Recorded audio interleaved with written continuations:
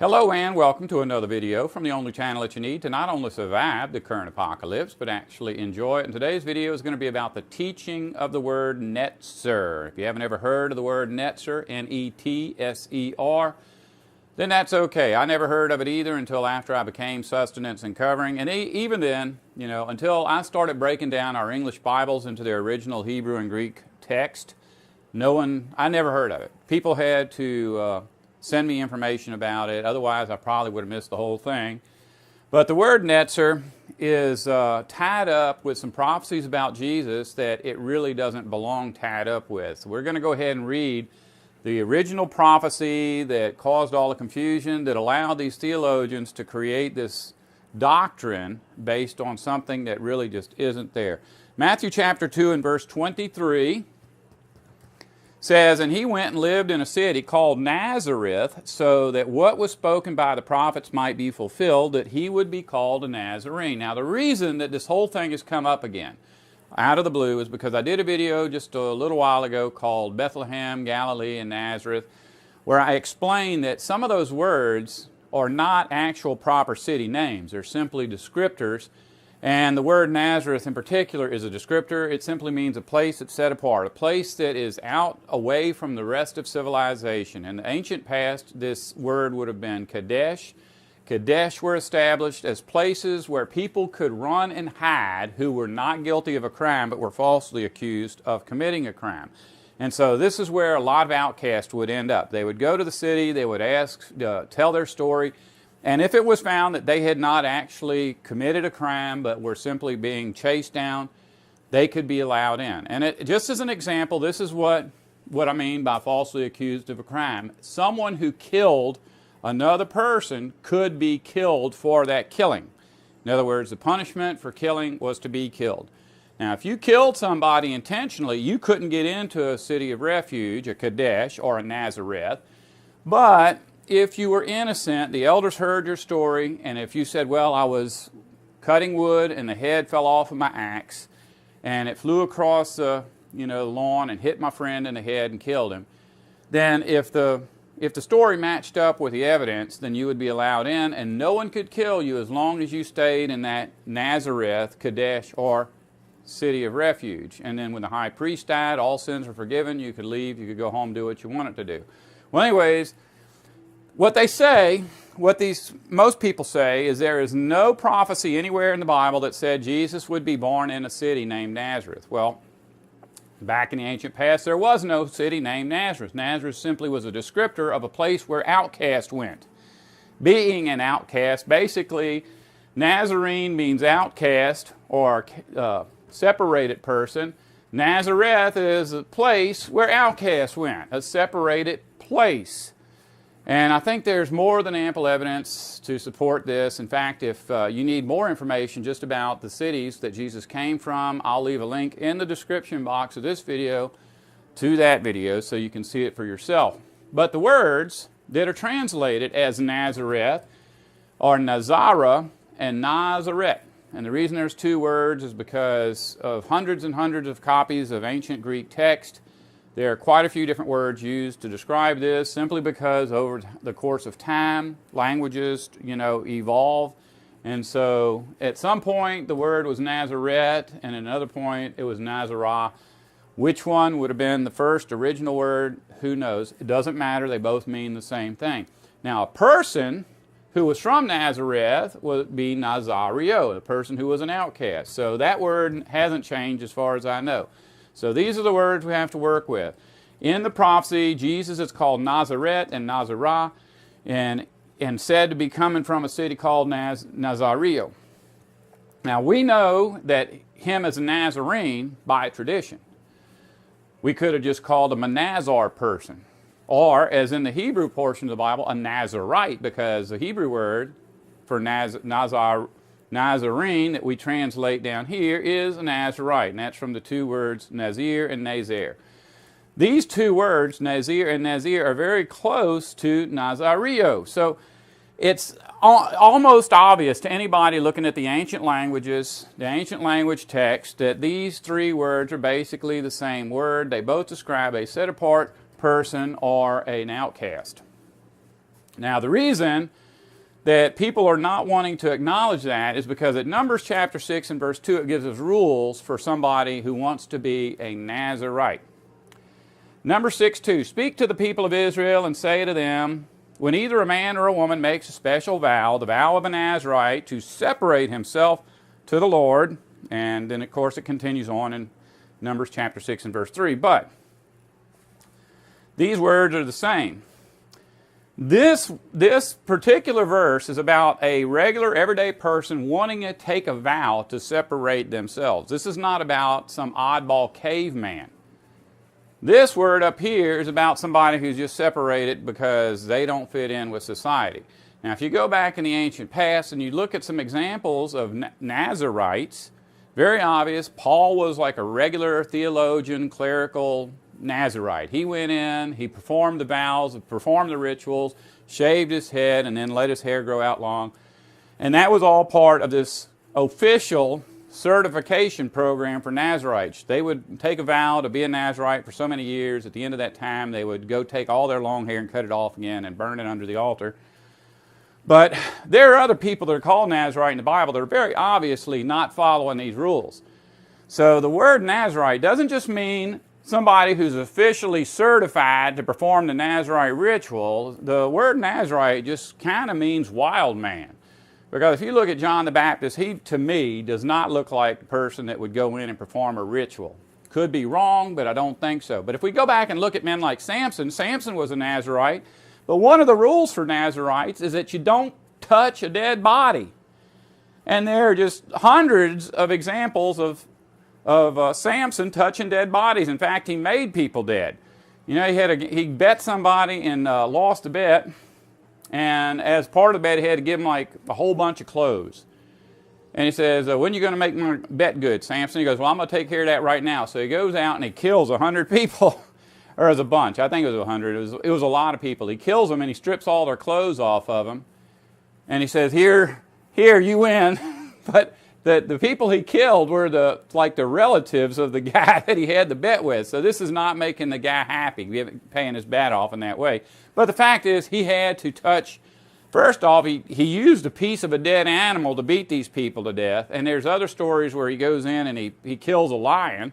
And then he goes back after the lion's rotted out and he digs honey out of his stomach. So there's a lot of examples of Samson not following the rules of this official Nazirite person. And if you see what things made Samson an outcast, well, basically you can understand that Jesus himself would qualify as an outcast. Not that he ever went out killing people, but he absolutely, obviously did not fit in with standard social norms at the time. Now, in this verse, Numbers 6:2, where it talks about separating yourself in order to be a separated person, a lot of ancient bits and pieces of this text, Numbers 6 verse 2, have been found. And in some places, the word for separate is nazar. In other places, it's yapli, Y-A-P-L-I. Obviously, two completely different words. None of the letters match. And yet, we know that both words mean the same thing. Separated, set apart, outcast. When we get to Isaiah chapter 11 and verse 1, we read of another prophecy that some believe fulfills Matthew 2:23 that says, there shall come forth a shoot from the stump of Jesse, and a branch from his roots shall bear fruit. Now, Jesse was King David's father, and sure enough, David came from King Jesse, and then later, Jesus came from David. So, obviously, Jesus would have filled this prophecy of coming from the shoot. Now, in English, we call them shoots, but another word is rhizome. A rhizome is just when you take, say, a root, and you dig it up and you transplant it some way and you get a new tree out of it. And I don't know, if you haven't ever messed with trees, and you may not understand how all that works, but occasionally a tree will fall down, and years later you can go there and be 5 or 6 trees, because all of the branches that stick in the ground when the tree falls over will turn into roots. The tree will just put out roots all the way down from one end to the other, if it's the right kind of tree and the right age and whatnot. But then, even the end that upturns sometimes those roots will turn into branches and they'll make their own tree. So you can take a tree and cut it down and bury it and still get trees out of that tree. And so using this concept, people will take cuttings or shoots or rhizomes off of trees that they like and plant them.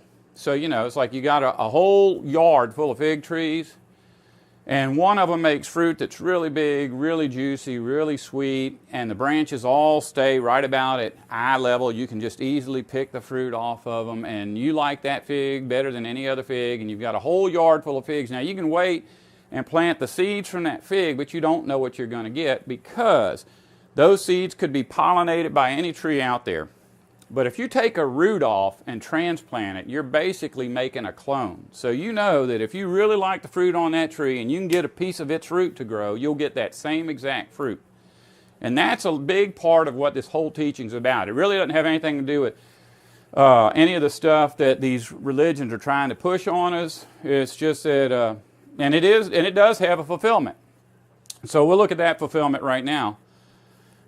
Romans chapter 15 and verse 12. And again, Isaiah says, that's Romans 15:12. Again, Isaiah says, and remember the last prophecy that we read was Isaiah 11:1. So Isaiah 11:1 says, there shall come forth a shoot from the stump of Jesse, and a branch from the root shall bear fruit. Romans 15:12 says, the root of Jesse will come, even he who arises to rule the Gentiles. In him will the Gentiles hope. So Jesus fulfilled this prophecy of being a descendant of Jesse, a descendant of David, and doing all of the things that that prophecy said he would do. But that prophecy has nothing to do with that prophecy. You know, this prophecy is telling us Jesus was an outcast. This prophecy is telling us that Jesus will be born in the line of King David and Jesse. And there is a lot more that we can find out from reading about what a shoot is and how that's applied to this prophecy and the fulfillment of the prophecy. We'll have to do that in another video, and it will be important. But for right now, you just need to know that Jesus fulfilled, at Matthew 22:23, Jesus fulfilled the prophecy of being a Nazarene because he was an outcast, a different person, a set-apart person, just like the set-apart people that perform the set-apart ritual. But not exactly the same. He just was an outcast. Down here at Isaiah 11:1, we're told that Jesus would be a netzer. Now, if you look at the word netzer in its original Hebrew, and you look at the word Nazarite in original Hebrew, which is Nazir or Nazer, they're not related. This is the same language. But if you come up here and look at Matthew, Matthew matches what was said in Numbers, but Matthew does not match what's said in Isaiah.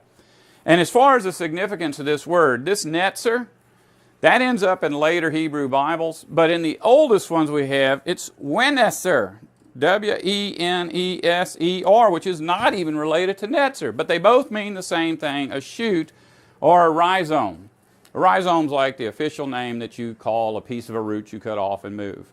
Or just like, I hate to keep going into stuff that people maybe don't understand, but it's like if you have blueberry bushes will just get more and more and more till you got a pile of bushes coming out of the ground off of one root. You can take a shovel and break all those up and spread them out and just get rows of blueberries out of one bush. That's called a rhizome in English. And in the fulfillment of this prophecy in Isaiah, Romans 5:12, when it says the root of Jesse will come, what it actually says is a rhiza will come, R-H-I-Z-A. That's where we get our word rhizome. So to come up here in Isaiah and read about the word netzer and say that it means this, Nazarene, it just doesn't make any sense because just in a couple of verses, you know, in Romans, he's called a riza. So the Greek translation of this word that is being quoted directly from Isaiah is riza. If everybody in Greece understood that a rhizome was a riza, there's no way in the world that they would call Jesus a Nazario if what they really meant was that he was a riza. Well, anyways, that's just a translation problem that comes up with that word. Now, here's a reason this is kind of poisonous. And I don't even know, I hate to even quote or even say what people believe because You know, it's like saying that a Christian believes in a Trinity. Well, you've got Trinitarian Christians, you've got non-Trinitarian Christians. You know, you say Christians don't believe you should gamble. Well, there's plenty of Christians, different religions, that don't have a problem with it, and other religions do. So to say that what everybody teaches about this netzer would kind of be misleading, because they don't all teach the same thing. But a whole lot of this is about racial superiority and God's demand that Jesus be from a pure genetic line. Now, if we look at Jesus' father, mother, grandparents, great-grandparents, great-great-grandparents, not his father, because his father was God, but we find a lot of people in there that were from different tribes, and we even find a prostitute that was not even an Israelite. You know, Rahab the prostitute, very obvious that she was. Don't try to argue with me on this, because I've seen the arguments that the word prostitute is mistranslated. It's not mistranslated. We have found tens of thousands of bits and pieces of ancient Greek and Hebrew text of the Bible, and every one of them calls her a prostitute. But it's not about racial superiority. It's not about clean genetics, because what they say is that when Jesus was called a Nazarene because he came from Nazareth, what they're saying is Jesus was called a root person or a shoot person or a rhizome person because he came from rhizome place or shoot place or root place. Nazareth, in Christian mythology, was an area where the tribe of Jesse ran and hid, so that when the Babylonians came in and conquered the people and hauled them all away, Jesus' people were still there, hidden in Nazareth, the secret hiding place of the family of Jesse. And then when the Persians came in and took over, and then later the Greeks, and then later the Romans, even though all of the people around there were mixing their genetic codes with people from, you know, from races that were not quite as nice as the Hebrew race, that their genetics were protected. They were racially pure.